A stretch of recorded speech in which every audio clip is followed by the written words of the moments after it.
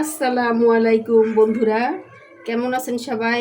আমি হোসনারা বিউটি আলহামদুলিল্লাহ আল্লাহর অশেষ মেহেরবানিতে অনেক ভালো আছি।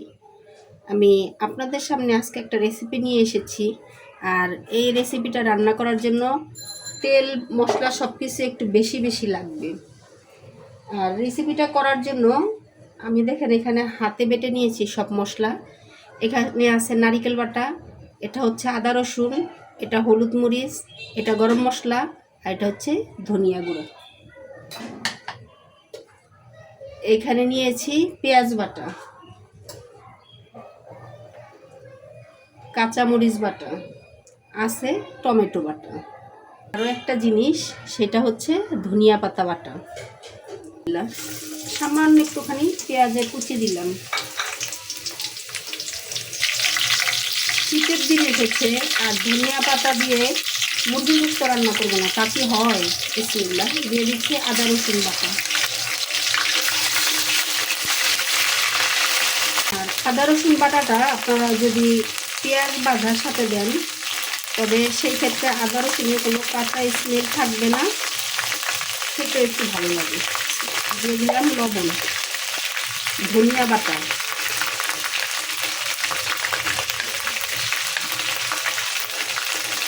গরম মশলা বাটা। গরম মশলার মধ্যে আছে আদা, রসুন, লবঙ্গ, এলাচ, দারচিনি আর তেজপাতা। যেহেতু আমি ধনিয়া পাতা দিব, তো সেজন্য জৈত্রিকার জয়ফলটা দেওয়া হয়নি। দিয়ে দিচ্ছি হলুদ মরিচ বাটা। এখানে আমি অল্প শুকনা মরিচ দিয়েছি, কারণ মরিচটা অনেক ঝাল আর এই তরকারিটা একটু সবুজ সবুজ হবে, এই জন্য আমি মরিচটা কম দিয়েছি। দিয়ে দিচ্ছি নারিকেল বাটা।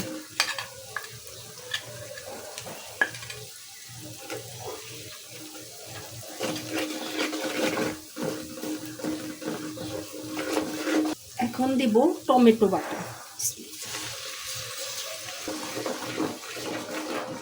সব কিছু অল্প কষিয়ে নিব, খুব ভালোভাবে কষাবো না, কিন্তু অল্প কষাবো। এখন দেব পেঁয়াজ বাটা। এখানে আমি অনেকগুলো পেঁয়াজ বেটে নিয়েছি, 7-8টা পেঁয়াজের মতো। আর পুরা রান্নাটাই করব বাটা মশলায়, যেহেতু ধনিয়া পাতার তরকারি। আর এই তরকারিটাতে যদি আস্ত মশলা দেন ভালো লাগবে না, এখানে একটা গ্রেভি হবে খুব সুন্দর। সেই জন্য আমি সব মশলাগুলো একটু কষ্ট করে বেটে নিয়েছি। এখন সামান্য একটু পানি দিয়ে ভালোভাবে মশলাটা কষিয়ে নিব।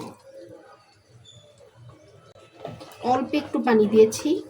আর এই মশলাটা কষানোর জন্য ঢাকনা দিয়ে আস্তে আস্তে আস্তে আস্তে মশলাটা সুন্দরভাবে কষাইতে হবে।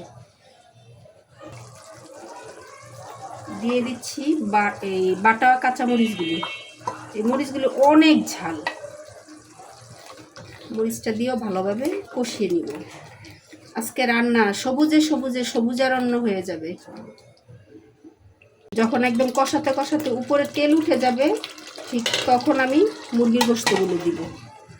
দেখেন তেল উঠে গেছে, এখন দিয়ে দিব মুরগির গোশত।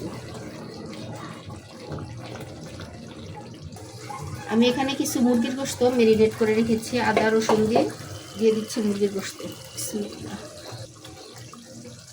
এখন ভালোভাবে কষিয়ে নিব।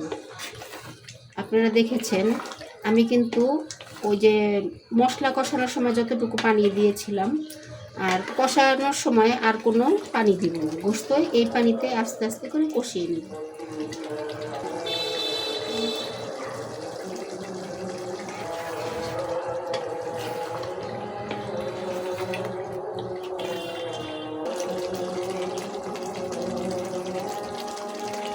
আজান হচ্ছিল, এজন্য আর কথা বলি নাই। আপনারা দেখলেন আমি একটু কালারের জন্য শুকনা মরিচের গুঁড়া দিয়েছি, যদিও অনেক ঝাল এই মরিচগুলো।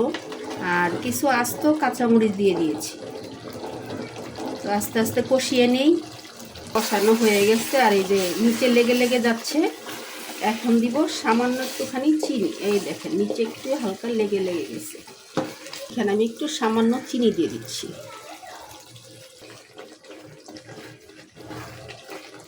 দিয়ে দিচ্ছি ধনিয়া পাতা। বিসমিল্লাহ। আমি কিন্তু কোনো আর ঝোলেই দিব না, কোনো ঝোল আর দিব না, এভাবেই আমি রান্না করে নেব। জিরার গুঁড়া, ভাজা জিরার গুঁড়া।